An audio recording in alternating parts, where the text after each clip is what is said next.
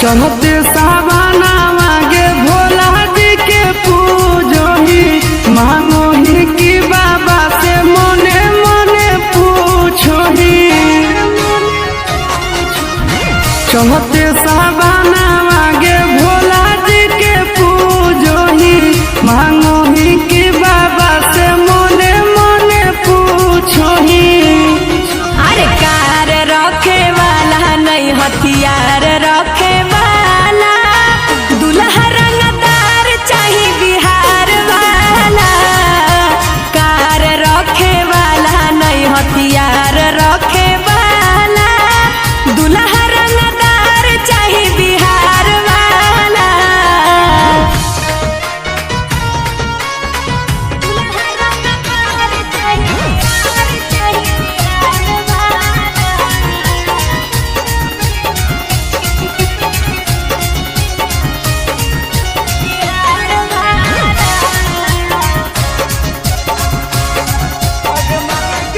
आगे मांगे के हो तो मांगले बाबा से दुल्हा ड्राइवर गे, समझ से रहम खुश रखतो जीवन भर गे।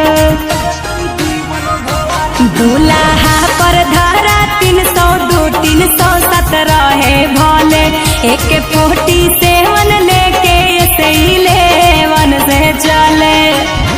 कहले ही तना कठिन से जब सोमारी गे, मांगले ना भोला जी से रुपया बंगला गाड़ी गे। कहले ही तना कठिन से जब सोमारी गे, मांगले ना भोला जी से रुपया बंगला गाड़ी गे।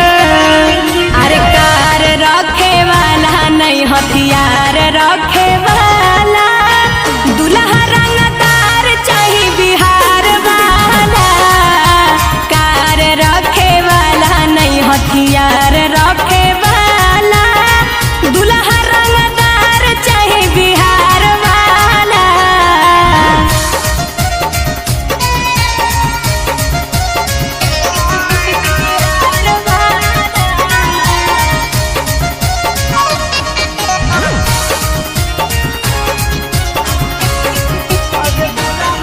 आगे दुल्हा रंगदार कबो नहीं साथ में रहतोगे, हरदम कोट का चहारी के चक्कर काटे में रहतोगे। ऐसन दुल्हा दीहा बाबा डरे जेकर से पूरा जिले, केस होबे तो जाए न जेल बेल बहारे से मिले।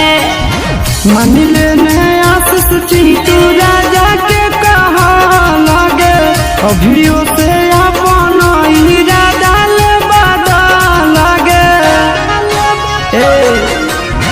मंदिले में आशीष चिंटू राजा के कहा लगे, अभियो से